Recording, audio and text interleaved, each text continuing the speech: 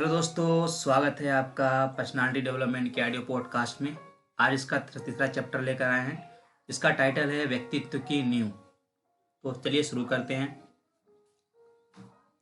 दुनिया में जितनी भी चीज़ें हैं उनका अपना एक मूल आधार होता ही है। जैसे कि पेड़ की जड़ होती है, मकान की नींव होती है, मनुष्य की रीढ़ की हड्डी होती है।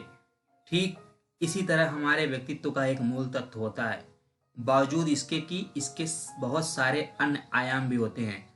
जैसे तराशे गए डायमंड से ढेर सारी छवियां फूटती हैं, फिर भी डायमंड का एक मूल तत्व होता है कार्बन। यही स्थिति हमारी भी है। आप जानते ही हैं कि कार्बन डायमंड का ही मूल तत्व तो नहीं है, बल्कि कोयले का भी मूल तत्व है। दोनों के मूल तत्व एक होने के बावजूद न तो कोयले को डायमंड कह सकते हैं और न ही डायमंड को कोयला। आपको यहाँ सोचना है कि आखिर ऐसा क्यों हुआ है। मूल तत्व के एक होने के बाद भी दोनों के मूल्य में जमीन आसमान से भी अधिक का अंतर क्यों है? इसका उत्तर बहुत सीधा और सरल है, और मैं मानकर चल रहा हूं कि आपने इस प्रश्न का उत्तर स्वयं ही पा लिया होगा। उत्तर यह है कि डायमंड मूल तत्व के संशोधित करता गया और उसी का नतीजा यह हुआ कि वह काला कार्बन एक दिन चमकदार डायमंड में परिवर्तित हो गया। इस उदाहरण के द्वारा मैं जो बात आप तक पहुंचाना चाह रहा हूं वह यह है कि यदि हम व्यक्तित्व के उन मूलभूत तत्वों को जान लें जो इसको बनाने, संवारने और बढ़ाने में नींव का काम करते हैं, तो इसमें कोई संदेह नहीं कि किसी के भी व्यक्तित्व के एक सकारात्मक बदलाव लाया जा सकता है। कार्बन को डायमंड में बदलने के लिए जिन दो प्रमुख तत्वों की जरूरत होती है वे होते हैं ताप और दबाव। इस अध्याय में मैं ऐसे ही सबसे महत्वपूर्ण उन तीन तथ्यों की चर्चा करूंगा जिन्हें मैं व्यक्तित्व को बदलने की नींव मानता हूं। वैसे तो व्यक्तित्व के आधारभूत तत्वों को एक आप चतुर्भुज के रूप में देख सकते हैं, खटकोण के रूप में देख सकते हैं, यहाँ तक कि बहुकोण के रूप में भी देख सकते हैं।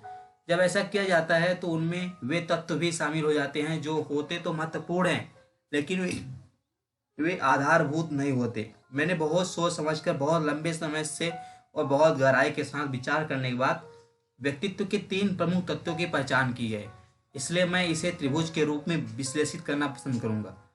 त्रिभुज यानी कि तीन भुजाओं वाला, यानी कि तीन महत्वपूर्ण तत्व। जिस प्रकार एक त्रिभुज में होती तो तीन अलग अलग भुजाएं हैं, लेकिन वे एक दूसरे से जुड़ी हुई होती हैं। ठीक उसी प्रकार हालांकि व्यक्तित्व की नींव के ये तीन गुण अलग अलग तो जरूर हैं, लेकिन वे कहीं न कहीं एक दूसरे से गहराई के साथ जुड़े हुए भी हैं। इसलिए आप इन तीनों के बीच कोई न कोई एक ऐसा अंतर संबंध अवश्य पाएंगे जहां वे एक दूसरे को ठीक उसी तरह मदद करते हैं जैसे कि कोई झाड़ी अपने आसपास उगी हुई लता को ऊपर चढ़ने के लिए मदद करती है। यह बात मैं इसलिए भी जोर देकर कह रहा हूं ताकि जब आप अपने अंदर इन तत्वों को विकसित करें तो उस दौरान इन तीनों को एक दूसरे को मददगार मानकर चलें और इस बात का प्रयास करें कि इस तरह पहले को दूसरे के साथ, दूसरे को तीसरे के साथ और तीसरे को पहले के साथ जोड़कर आगे बढ़ा जाए।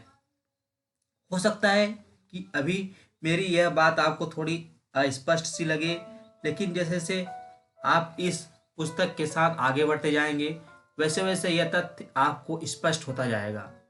तो आइए हम जानते हैं व्यक्तित्व के उन तीन सबसे प्रमुख तत्वों को जिनके ऊपर हमारी पर्सनालिटी का पूरा ढांचा बनता है, खड़ा रहता है और दिन प्रतिदिन मजबूत होता जाता है।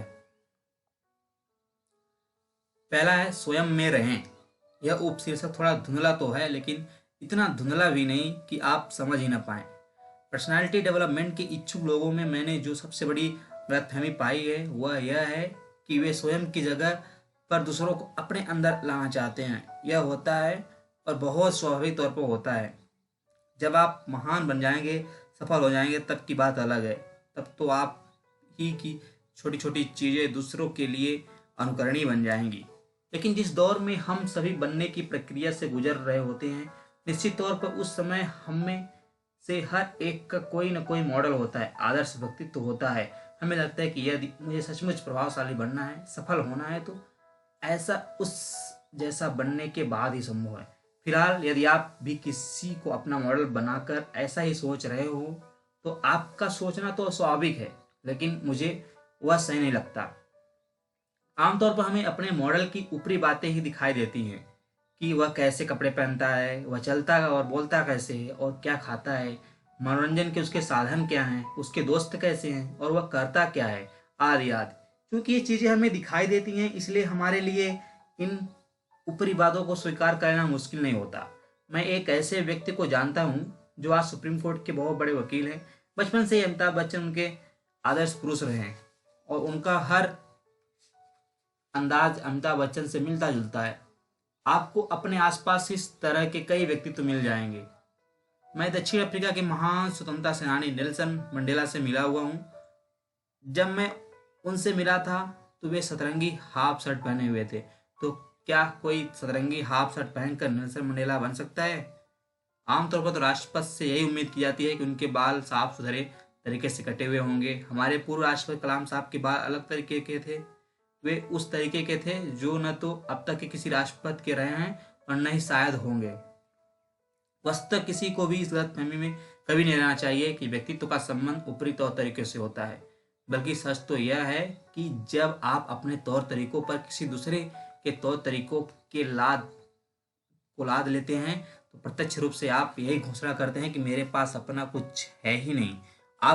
आप खुद बताएं कि जिसके पास अपना कुछ नहीं होता उससे हम क्या कहते हैं? मुझे नहीं लगता कि हमारे व्यक्तित्व के कंगाल बनने की घोषणा के सिवाय अन्य कुछ है।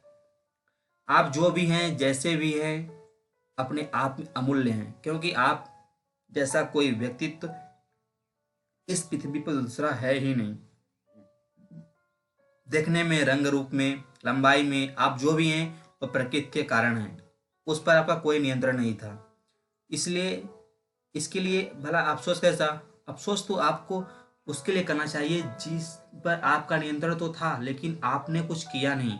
और यह जो करना है वह उन्हीं गुणों पर करना है जो कि आप हैं। आप कैक्टस हैं तो गुलाब बनने की कोशिश करना पानी को मत कर मक्खन निकालने की तरह बेकार होगा। यदि आप गुलाब हैं तो कमल बनने की कोशिश करना रेगिस्तान में उद्यान लगाकर मोगरे के फूल खिलाने जैसा व्यर्थ होगा। क्या आपने कैक्टस के उद्यान नहीं देखे हैं? कैक्टस के भी उद्यान होते हैं। आपके गुलाब के उद्यान तो होते ही हैं। यदि कैक्टस न हो तो रेगिस्तान और वेदी वीरान हो जाएंगे। गंगा की घाटी में भले ही उनकी जरूरत थोड़ी कम हो लेकिन रेगिस्तान के पुत्र तो एक कैक्टस ही हैं और ये ही तो हैं उस ऊसर जमीन के श्रृंगार। इसलिए इन्हें व्यर्थ कैसे कहा जा सकता है?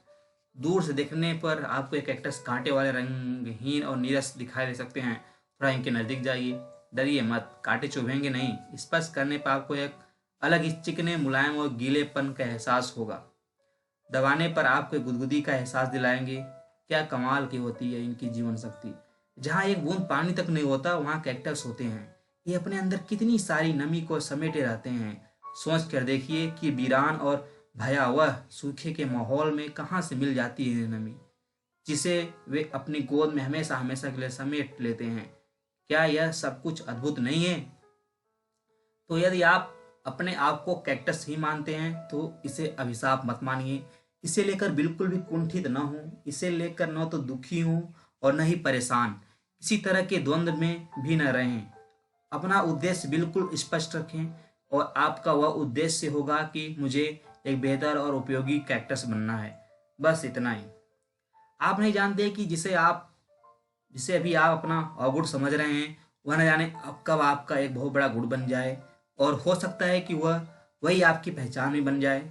यदि आप उसे रिफाइन करने में लग जाएंगे, काट छांट कर बेहतर बनाने में लग जाएंगे तो उसी से ठीक वैसी एक खूबसूरत प्रतिमा निकल आएगी जिस तरह उस नौजवान शिल्पकार ने एक अनगढ़ सुस्त पड़ी हुई चट्टान में से एक खूबसूरत मूर्ति निकाल दी थी।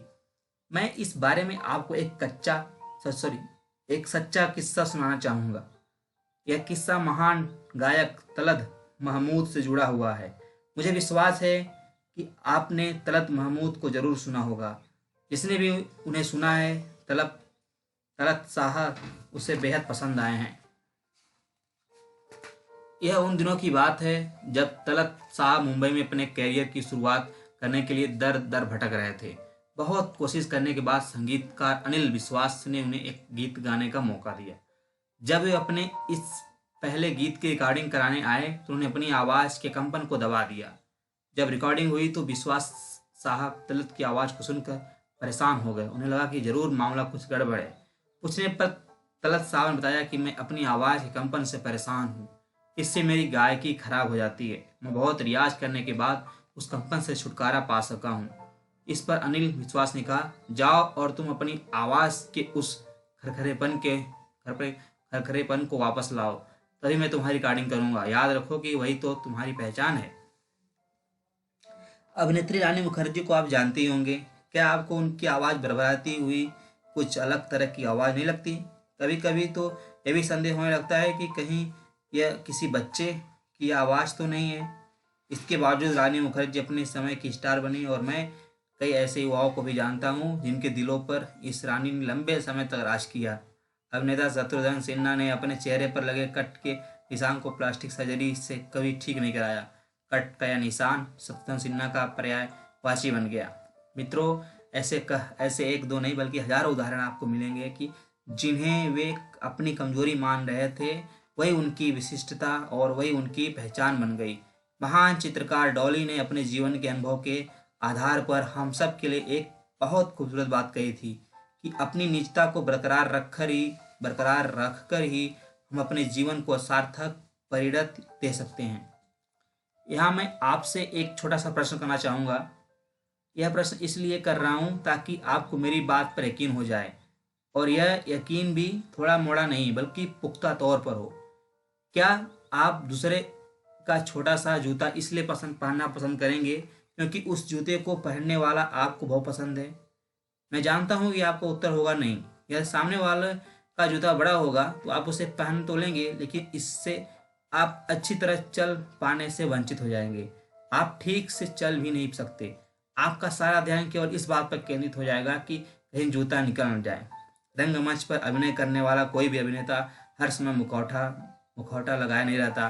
काम खत्म हुआ नहीं, उसने मुखौटा उतारा, वह उस मुखौटे को जीने नहीं लगता, और यदि वह ऐसा करने लगा तो उसकी जिंदगी के सामने संकट खड़ा हो जाएगा। जैसा कि दिलीप साहब के बारे में कहा जाता है कि दिलीप साहब ने देवदास फिल्म में देवदास का रोल किया था। देवदास के चरित्र से आप अच्छी तरह वाकिफ हैं। उस रोल में दिलीप साहब इतना खो गए कि बाद में उन्हें अपना मनोवैज्ञानिक इलाज कराना पड़ा। कहा जाता है कि वे अभी तक उस भाव बोध से अपने आप को मुक्त नहीं कर पाए हैं। इस रोल को करने के बाद दिलीप साहब दिलीप न रहकर देवदास हो गए। इस बारे में मैं आपके लिए बाइबिल के ओल्ड टेस्टामेंट में लिखी एक कथा पेश करना चाहूँगा। यह कथा बहुत खूबसूरत है और इस स्थान के लिए बहुत मौजूद भी। कथा यूं है कि साउल ने डेविड के सामने यह प्रस्ताव रखा कि तुम जाकर फिलिस्तीनी चैंपियन गोलियत से लड़ो। डेविड का साहस बढ़ाने के लिए साउल ने उसे अपने शस्त्र और अपना जिरह बख्तर भी दे दिए। डेविड ने इन शस्त्रों और जिरह बख्तर को जांचा परखा और इसके बाद उसने उसका सारा साजो सामान साउल को यह कहकर लौटा दिया कि वह इन शस्त्रों द्वारा शत्रु से ठीक से लड़ नहीं पाएगा। अंततः उसने शत्रु का सामना अपनी कटार और अपनी गुलेल से ही करने का फैसला किया। मित्रों, दूसरों की तलवार से आपकी अपनी कटार आपके लिए कई गुना ज्यादा बेहतर है, क्योंकि यह आपकी है और आप इसे चलाना जानते हैं। दूसरों के धनुष बाण से आपकी अपनी गुलेल ज्यादा महत्वपूर्ण है, क्योंकि आप इससे परिचित हैं। दूसरों के गुणों की बजाय आप में अपने जो गुण हैं वे आपके लिए ज्यादा महत्वपूर्ण है, क्योंकि वे आपके अपने हैं। जिस दिन आप मेरी इस बात पर विश्वास करने का फैसला कर लेंगे कि मुझे स्वयं को ही पुरस्कृत करना है, उसी दिन से आपको पुरस्कार की शुरुआत हो जाएगी। आपके व्यक्तित्व विकास के त्रिभुज की पहली भुजा यही है कि मैं स्वयं में स्थित रहूंगा। यदि आप ऐसा न करके कुछ और करेंगे तो हो सकता है कि एक दिन ऐसा आएगा जब आप उस कहावत को खुद के ऊपर लागू हुआ पाए कि कौवा चला हंस की चाल, अपनी चाल भी भूल गया। अपनी चाल चलना बहुत सरल है, सहज है। ऐसा करने में न तो अतिरिक्त श्रम करना पड़ता है और न ही किसी तरह की अतिरिक्त सतर्कता रखनी पड़ती है। किसी तरह का कोई दबाव महसूस नहीं होता। सब कुछ अपने आप ही होता चला जाता है। लेकिन हाँ, आप जो कुछ भी हैं, जैसे भी हैं, उससे बेहतर बनने की इच्छा आपके मन में जरूर होनी चाहिए। हो सके तो इस वाक्य को अपने जीवन में बसा लें कि किसी दूसरे व्यक्ति से श्रेष्ठ होना कोई श्रेष्ठ बात नहीं है। वास्तविक श्रेष्ठता तो इस बात में है कि आप स्वयं से ही पहले से श्रेष्ठ हो गए हैं। यह बात आपके व्यक्तित्व को सहजता प्रदान करेगी, यह बात आपके व्यक्तित्व को सरलता प्रदान करेगी। और जो व्यक्ति जितना सहज और सरल होता है वह व्यक्ति अपने आप ही सुंदर बन जाता है। दूसरी बात है विचारों की प्रबलता। हमारी सारी गतिविधियां दो बातों से चलती हैं। पहली है शरीर और दूसरा है विचार। शरीर चलता है और विचार उसे चलाते हैं। विचार एक ड्राइवर है, क्योंकि यह ड्राइविंग सीट पर बैठा हुआ दिखाई नहीं देता, इसलिए लोगों को लगता है कि यह शरीर अपने आप चल रहा है, लेकिन ऐसा है नहीं। विचार मूलतः हमारे शरीर का ही नहीं बल्कि हमारे जीवन की सारी गतिविधियों का केंद्र होता है। विचारों को हम पावर हाउस भी कह सकते हैं। यदि आप चाहें तो इस बात की अभी तुरंत परीक्षा भी कर सकते हैं सचमुच में यह पावर हाउस होता है या नहीं। पावर हाउस का मतलब है ऊर्जा के उत्पादन का केंद्र। यह ऊर्जा पैदा होती है और पैदा होने के बाद हमारे शरीर के एक एक सेल्स तक ट्रांसमिट हो जाती है। फिर इसी के अनुकूल हमारी एक कोशिका काम करना शुरू कर देती है। आप अभी तुरंत अपने दिमाग में एक निराशावादी विचार ले आए, करके देखें, तभी आप इस सच्चाई को ज़्यादा अच्छी तरह समझ सकेंगे। अपने दिमाग में एक निराशावादी विचार ले आएं।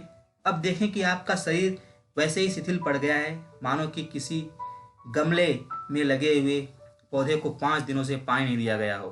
पत्तियां सुस्त होकर लटक गई हैं। अब आप तुरंत ही अपने मस्तिष्क में एक आशावादी विचार ले आएं। एक ऐसा विचार ले आएं जो आपके मन को खुश कर देता है और आपके हृदय को प्रसन्नता से भर देता है। बताइए कि अब आपको कैसा लगा?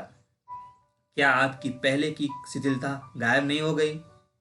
क्या आप आपके शरीर और मन दोनों ठीक उसी तरह से ताजगी से नहीं भर गए हैं जैसे कि गमले में लगे हुए शिथिल पत्तों वाले पौधों की रंगत पानी डालने के 1 घंटे के बाद ही बदल जाती है तथा उसके लटके हुए पत्ते कड़क हो जाते हैं। दुख से लटकी हुई उसकी गर्दन ऊर्जा से भरकर तन उठती है। आप अभी तुरंत अपने मन में किसी के प्रति क्रोध का भाव ले आइए। 1 मिनट भी नहीं लगेगा कि आप अपने आप को अंदर से बदला हुआ महसूस करने लगेंगे।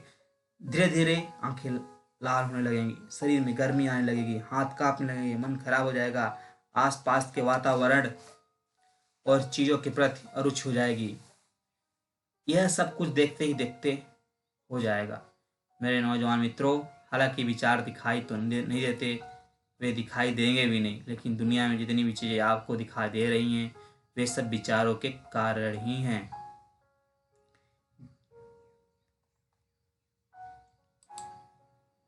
मैं जानता हूं कि इस बात पर आप इतनी सरलता के साथ विश्वास नहीं कर पाएंगे। इस पर विश्वास करने में थोड़ा वक्त लगता है, और जब आप अपने जीवन के लगभग 50 वसंत पार कर लेंगे तब अपने आप ही इस पर यकीन हो जाएगा। 50 वर्ष की उम्र आप इस पर अपने आप यकीन करें, तब तक शायद काफ़ी देर हो चुकी होगी। फिर पछताए हो क्या जब चिड़िया चुग गई खेत। तो क्या यह बेहतर नहीं होगा कि मैं इस बारे में थोड़ा विस्तार से बताकर आपको इस पर यकीन दिलाने की कोशिश करूं? तो आइए देखते हैं कि ऐसा कैसे होता है कि विचार ही मनुष्य होता है, यानी कि विचार ही व्यक्तित्व होता है। जैसे कि मैंने पहले कहा, इस दुनिया में जितनी भी वस्तुएं हैं उन सबके पीछे कोई ना कोई विचार रहा ही है। वैसे तो आप विचारों को वाक्य कह सकते हैं, इन्हें दर्शन भी कह सकते हैं, लेकिन भौतिक शास्त्र की भाषा में यदि आप इसे ऊर्जा कहें तो शायद गलत नहीं होगा। थॉट यानी कि पीस ऑफ एनर्जी, ये ऊर्जा का संघनित रूप होते हैं। हमारे किसी भी काम को करने के लिए ऊर्जा चाहिए, और इस ऊर्जा को प्राप्त करने की शुरुआत होती है विचारों की ऊर्जा से। इसकी प्रक्रिया इस प्रकार है। सबसे पहले हमारे मन में एक विचार आता है। मान लीजिए कि आपके मन में यह विचार आया कि मुझे इंजीनियर बनना है। अब आप अपनी दुविधा के लिए यदि आप चाहें तो इस विचार को इच्छा भी कह सकते हैं। इच्छा भी इस प्रकार से विचार ही होती है। दिमाग जो भी सोचता है वे विचार ही होते हैं। मन में उठने वाले भावों को हम इच्छा कहते हैं। हमारी इच्छाएं जब व्यक्त होती हैं तो ऐसा विचारों के जरिए ही संभव है। आप चाहें यह कहें कि मेरी पिज्ज़ा खाने की इच्छा हो रही है, या कहें कि मेरा पिज्ज़ा खाने का विचार है, तो इन दोनों के अर्थ में कोई फर्क नहीं है। आपके मन में यदि इंजीनियर बनने का विचार आया तो आप क्या करेंगे? जाहिर है कि आप उस विचार के अनुकूल काम करना शुरू करेंगे। पहले तो आप पता लगाएंगे कि इंजीनियर बना कैसे जाता है। फिर आप इंजीनियरिंग के किसी कॉलेज में दाखिला लेंगे, अपने कोर्स के अनुकूल किताब खरीदेंगे। ऐसा नहीं हो सकता कि आप बनना तो चाह रहे हैं इंजीनियर और किसी मेडिकल कॉलेज में दाखिला लेकर वहाँ इतिहास और समाजशास्त्र किताबें पढ़ने लगेंगे। ऐसा नहीं हो सकता, बशर्ते कि आपका दिमाग ठीक ठाक हो। जाहिर है कि आप इंजीनियरिंग की ही किताबें लेंगे और उन्हें ही पढ़ेंगे। अब आप वह सब कुछ करेंगे जो इंजीनियर बनने के लिए ज़रूरी होता है। आप पढ़ेंगे, 4 साल तक पढ़ेंगे। यदि हम इसी बात को सिद्धांत के रूप में कहना चाहें तो कह सकते हैं कि जैसे आपके विचार होते हैं वैसे आपके कर्म होते हैं। विचार इंजीनियर का है तो कर्म भी इंजीनियर के हैं। यदि विचार डॉक्टरी का होगा तो कर्म भी डॉक्टरी के होंगे, और यदि विचार खेती किसानी करने का है तो जाहिर है कि कर्म भी खेती किसानी के ही होंगे। अब हम आते हैं इसके तीसरे चरण पर। इस तीसरे चरण में होता यह है कि जो कर्म होते हैं वही हमारी आदत बन जाती है। आप 4 साल तक इंजीनियरिंग की पढ़ाई करते रहेंगे तो वैसा करना आपकी आदत में शामिल हो जाएगा। जब आप इंजीनियर बन जाएंगे तब उसी काम को करते करते वह आपकी आदत बन जाएगी। ड्राइवर को ड्राइवरी की आदत पड़ जाती है। जिस काम को भी हम लगातार लंबे समय तक करते रहते हैं वह हमारी आदत बन जाती है। क्या ऐसा नहीं है? अब हम आते हैं चौथे और अंतिम चरण पर। और ये चौथा और अंतिम चरण यह है कि जो आपकी आदत है वही तो आप हैं। अब आप सुशांत नहीं रह गए हैं। अब आप अनामिका भी नहीं रह गई हैं। अब आप एक इंजीनियर बन गए हैं। ये एक अच्छे खासे सॉफ्टवेयर इंजीनियर। अब आप जब भी किसी को अपना परिचय देते हैं उसे यही बताते हैं कि मैं एक सॉफ्टवेयर इंजीनियर हूँ, और इसी पहचान के साथ जीवन का अंत हो जाता है, बशर्ते कि इस बीच कोई नया विचार आकर आपको नए कर्म की ओर मोड़ न दे। तो आप सोच कर देखिए कि आप अभी जो कुछ भी हैं क्या इसी कारण नहीं है कि यह होने का एक विचार कभी न कभी आपके मन में आया था। यदि आप थोड़ी भी गंभीरता से सोचेंगे तो आपको बिना किसी असमंजस के यह जान पड़ेगा कि सचमुच में ऐसा नहीं है। याद रखिए कि आप जो कुछ भी हैं वही आपका व्यक्तित्व है। आपके व्यक्तित्व के मूल्यांकन का आधार वही होता है जो आप अभी हैं। तो इसका अर्थ यही निकालता है कि आपके विचार ही आपके व्यक्तित्व को गढ़ते हैं, बनाते हैं। यह तो व्यक्तित्व विचार की आपसे संबंध का पक्ष हुआ, लेकिन इसका एक दूसरा पक्ष भी है जो किसी भी मायने में पहले पक्ष की तुलना में कमजोर नहीं है। तो आइए हम इसके दूसरे जोरदार और बहुत मजेदार पक्ष को भी जानें। विचार और आपका चेहरा। विज्ञान से यह सिद्ध हो चुका है कि जिस तरह के हमारे विचार होते हैं उसी तरह की आभा उन विचारों से निकलती है, यानी किरणें। विचारों का यह प्रकाश हमारे शरीर के रोम रोम तक फैलता है। यह केवल हमारे शरीर के अंदर ही नहीं फैलता बल्कि शरीर के बाहर भी इसकी उपस्थिति रहती है। यह हमें यूं तो अपनी आंखों से दिखाई नहीं देता, फिर भी ऐसा नहीं है कि हम इसे महसूस न कर सकते हों। आपका कभी न कभी ऐसा अनुभव जरूर रहा होगा जब आपको कोई व्यक्ति देखते ही अच्छा लगने लगता है, मन करता है कि हम उससे बात करें। जबकि कुछ ऐसे व्यक्तियों से भी आपकी मुलाकात हुई होगी जिन्हें देखते ही आपको इरिटेशन होने लगता है, आप उनसे दूर भागने की कोशिश करते हैं। ऐसा उनके शरीर से निकलने वाली किरणों के कारण होता है। दोस्तों, ये ऑडियो पॉडकास्ट का ये तीसरा चैप्टर कुछ ज़्यादा लंबा हो जाएगा। इसका अगला चैप्टर हम कल रिलीज करेंगे। तो आज के लिए बस इतना ही। Thank you.